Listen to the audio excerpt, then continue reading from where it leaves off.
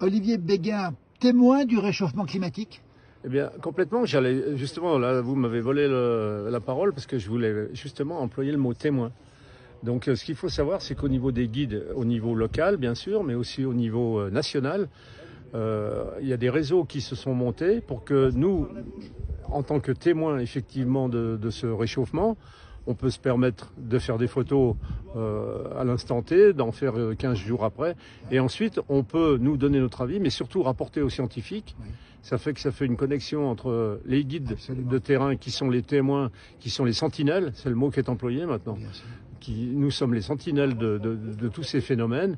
Et ensuite, avec un échange de fonds avec les scientifiques, ça permet d'avancer et peut-être de trouver des solutions pour améliorer la situation.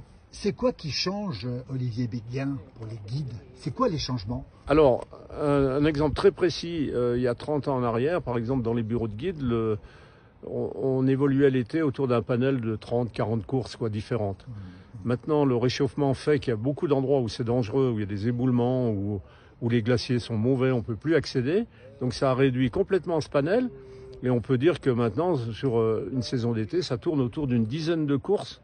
Donc ça a vraiment limité le nombre de courses qu'on peut faire. Et puis l'inconvénient de ça, c'est que ça a augmenté la fréquentation sur certaines courses.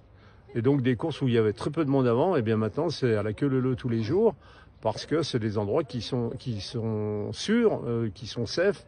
Et on essaye dans la mesure du possible évidemment d'aller dans ces endroits-là. Et la montagne est devenue plus dangereuse, vous l'avez remarqué ça? Il y a beaucoup d'endroits qui sont plus dangereux, mais après ça nécessite de la part des guides une vraie adaptation. Donc il faut vraiment se tenir au courant, il faut suivre, il faut écouter les copains, il faut écouter les scientifiques, il faut regarder les rapports, il faut regarder les photos. Et après on adapte notre pratique. Et puis si les conditions sont mauvaises, parce qu'il y a trop de réchauffement, il faut pouvoir proposer d'autres choses, parce qu'on est dans un milieu qui est quand même commercial, qu'on le veuille ou non. Et donc c'est pour ça qu'on a diversifié ces secteurs d'escalade, les parcs aventures, le canyon, enfin il y a plein de choses, ou la randonnée en moyenne montagne. Il faut savoir s'adapter. Les glaciers reculent, ça vous le confirmez? Eh bien, les glaciers reculent énormément. Il y a des tas d'endroits où on accédait facilement. Maintenant, ça nous rajoute une heure, 2 heures de montée.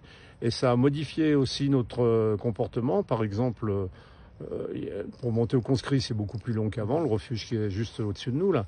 Ou si on va dans le massif du Mont Blanc, quand on va au refuge du Couvercle, avant on faisait une montée en refuge, une ascension, on redescendait le soir. Eh bien maintenant, on fait une montée en refuge, une ascension, on recouche au refuge. Et on redescend le lendemain de façon à travailler de façon plus sereine. On n'est pas à la course, on prend le temps de vivre et c'est une approche complètement différente. Ça vous fait quoi de voir ce changement climatique? Vous qui êtes dans la nature tous les jours, vous l'observez tous les jours? Eh bien, on l'observe tous les jours et puis ce qui est impressionnant, c'est la vitesse à laquelle le changement se fait. Avant, il y a 10 ans en arrière, on voyait un glacier, on y retournait un mois après, on voyait pas le changement. Maintenant, en l'espace d'un mois, on a vu un changement. On a vu que la moraine frontale ou le front du glacier avait reculé sur des espaces-temps très très courts. Et c'est ce qui est inquiétant, quoi. La réponse à tout ça, c'est quoi? La réponse, elle est collective, on le sait bien. C'est que l'effort, il doit être international et non pas qu'à notre petit niveau. Mais si chacun, déjà, à son petit niveau, fait quelque chose, c'est une petite pierre pour l'édifice. C'est ce qu'on souhaite, parce qu'il y a quand même des générations derrière nous, quoi. Merci beaucoup, Olivier Béguin. Merci beaucoup. Merci.